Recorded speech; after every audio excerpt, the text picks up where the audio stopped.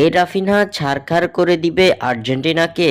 আরো একবার বার্সেলোনার জয়ের কাণ্ডারির ব্রাজিলিয়ান রাফিনহা লা লিগার শিরোপার একেবারে কাছাকাছি পৌঁছে যেতে ম্যাচটি ছিল বার্সেলোনার জন্য অত্যন্ত গুরুত্বপূর্ণ, কেননা প্রতিপক্ষ সেল্টা ভিগো, যার বিপক্ষে জয় পেতে প্রায় প্রতিবারই হিমশিম খেতে হয় বার্সেলোনাকে। বরাবরের মতো এবারও একই দৃশ্য দেখা গেল মাঠে। শুরু থেকে রাফিনহাদের উপর চড়াও হয়ে বসে সেল্টা ভিগো, তবে ম্যাচের শুরুতে এগিয়ে যায় হান্সি ফ্লিকের দল। ফেরান তোরেসের গোলের সেই লিড 3 মিনিট পরেই হারিয়ে ফেলে বার্সেলোনা। 15 মিনিটে সমতায় ফেরে সেল্টা ভিগো। এক গোলের সমতায় প্রথমার্ধের খেলা শেষে দ্বিতীয়ার্ধে মাঠে নেমেই এগিয়ে যায় সেল্টা। ইগলেসিয়াসের গোলে 2-1 গোলের লিড পায় দলটি। এক গোলে পিছিয়ে থাকা বার্সেলোনা সমতায় ফেরার আগে আরো এক গোল করে বসে সেল্টা ভিগো। নিজের হ্যাট্রিক পূর্ণ করে দলকে 3-1 গোলের লিড এনে দেন ইগলেসিয়াস। ধীরে ধীরে জয়ের আশা ফিকে হয়ে যাওয়া বার্সেলোনার দায়িত্বটা কাঁধে তুলে নেন ব্রাজিলিয়ান তারকা রাফিনহা। দেখান নিজের জাদুগরি পারফরমেন্স। 64তম মিনিটে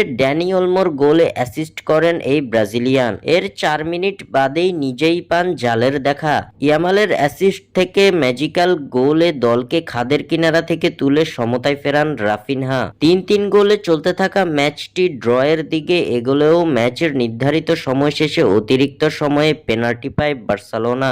একেবারে শেষ মুহূর্তে সেই পেনাল্টি থেকে সফল স্পট কিকে গোল করে অবিশ্বাস্য এক কামব্যাকে দলকে মধুর জয় এনে দেন ব্রাজিলিয়ান সুপারস্টার রাফিনহা। এই জয়ে লা লিগার শিরোপার একেবারে দ্বারপ্রান্তে পৌঁছে গেছে বার্সা।